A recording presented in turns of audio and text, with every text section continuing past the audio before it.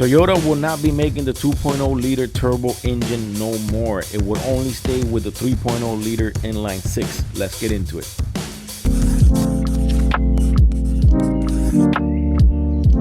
What is going on, guys? Welcome back to another video. It is your boy Javi here, bringing you another auto tech video. And in today's video, we're going to keep it very short because there isn't much of a hype or excitement news, but there are some sad news coming out of Toyota. The 2025 Toyota Supra, or Toyota, decides to ditch the 4-cylinder 2.0 turbo motor. As of now, it no longer will be in production and will only keep the 3.0 liter 6-cylinder setup, either with the 8-speed automatic or the 6-speed manual transmission. The good news that's coming out of this news, if there's any good news at all, is that they are still keeping the 6-speed manual. So Toyota sales have kind of been tanking. They've been on the floor for the Supra. It wasn't selling, or it hasn't sold as much as everyone thought that it was going to sell.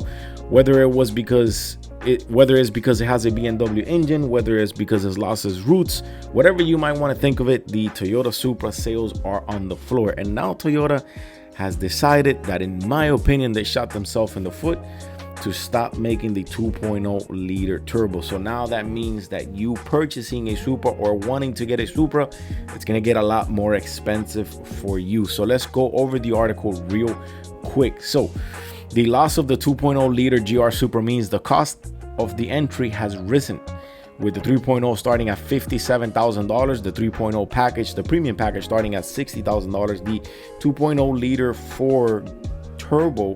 4-cylinder turbo with 255 horsepower is retiring the lineup, leaving behind only those two engines available. So with the loss of the 4-cylinder, it just got considerably more expensive to buy into the Supra lineup. Again, with the Supra sales being really low, I don't think there was such an enthusiasm to get this vehicle. Trim to trim, pricing only increases by $850 from 2024 to 2025. Though with the 47,000 4-cylinder gone, it only gives you the option of purchasing or buying or spending $57,000 now for the entry of the Supra, being the base 3.0 turbo. It is now the low-cost Supra. The 3.0 premium trims comes in at a slightly higher of $60,000. Thankfully, the 6-speed manual will come back. Now, I want you guys to tell me in the option if this was the right move for Supra to do. I think since the beginning, the right move for Supra, not to hate on BMW or not to hate on Supra, because I think BMW makes amazing vehicles, they make amazing engines, but I think Supra enthusiasts and people who love Supra wanted to see the car go back to its roots, whether it was the 1J, the 2J, whatever you wanted to do, but not a BMW engine. Now, is it a fast engine? Absolutely. Are they doing world record breaking numbers in the track? They are. Is it a fast car? It absolutely is. It is a monster of a car, because we've seen them go with 1,000 horsepower down the track. We've seen people do amazing build. The car looks badass. Believe it or not, the car looks really good.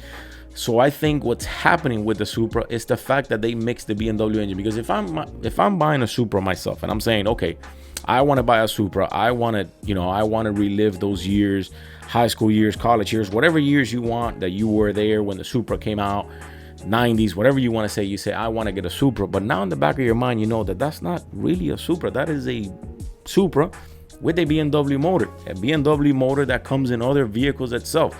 And yet you're paying $60,000 out of your hard work money, and you're gonna get a car that's kind of like a half breed that has a BMW motor. So I think that, in my humble opinion, I could be completely wrong. You guys will let me know in the comments. I think that's what kind of hurt. That's what kind of hurt Supra at the beginning. The fact that they also came out with an automatic at the beginning and not the manual kind of might have hurt them a little bit. But yet sales are not expected to be where they're thought initially were going to be because of this sale. And now Toyota has decided to kill the 2.0 liter turbo, leaving you only with the entry base of the Supra at $57,000. Because before, you would say, you know what, I can't afford $57,000 with taxes and dealer fees and all that stuff. We're looking at 61. I can only afford the $47,000 one. You're still going to get a 255 horsepower motor, which if you boost it, if you did more work to it, you're definitely going to get up to the 400s and 500 if you decided to put a lot of money into the engine. But now you can't. Now you're like you almost have to for sure spend an extra $10,000, which is going for the 3.0 turbo. So I think that this news does not help Supra, does not help Toyota whatsoever. So let's read along real quick.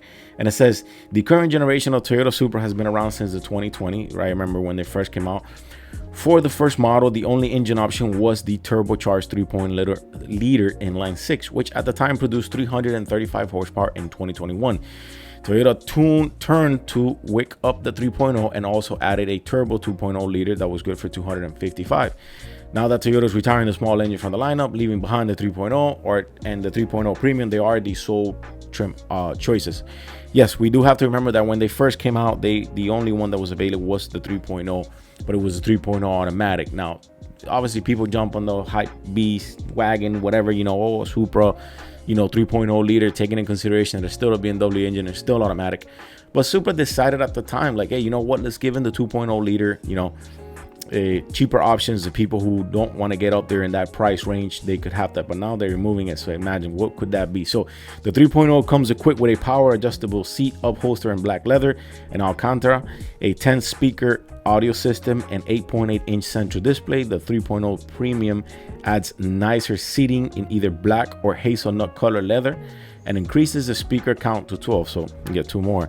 Paint options are limited to Absolute Zero white, Nocturnal black, Renaissance red, and an extra cost, a Stratosphere blue shown above, which is the current picture that I have up here now. So for the extra couple of $1,000s, you're getting different color options. Engine is still the same, transmission is still the same, so you're not getting any power out or any of that stuff.